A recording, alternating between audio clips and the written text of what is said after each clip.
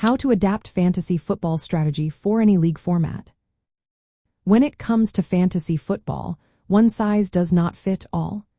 Each league format has its own set of rules and strategies that can make or break your season. Let's break down how to tailor your approach for any league format you might encounter. First, understanding the league type and its specific rules is essential. In redraft leagues, you start fresh every season, so focus on players who can deliver immediate results. In Dynasty or Keeper leagues, you want to think long-term. Target young players and rookies who have the potential to shine in the future. Auction leagues requiring a different mindset. You will bid on players, so managing your budget is key. Best ball leagues are unique since you do not set lineups weekly. Here, you should draft for depth and upside.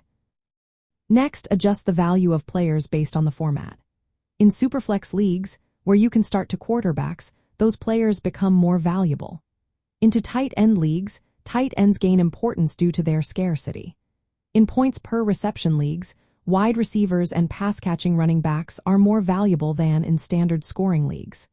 Conversely, in non-points per reception leagues, running backs who focus on rushing yards may be prioritized.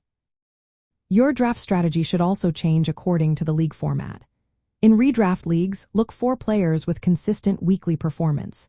In Dynasty leagues, consider the long-term potential of rookies. In auction leagues, balance your spending between star players and reliable mid-tier options.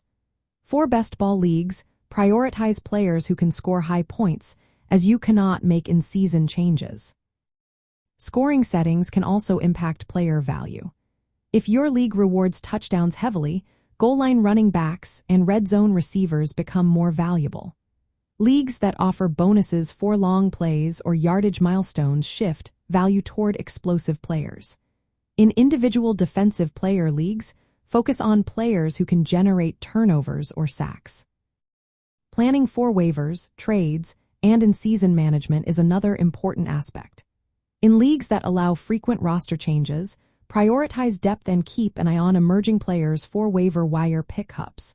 In auction or best ball leagues, draft carefully and focus on players with stable roles, as you may not have many in-season moves.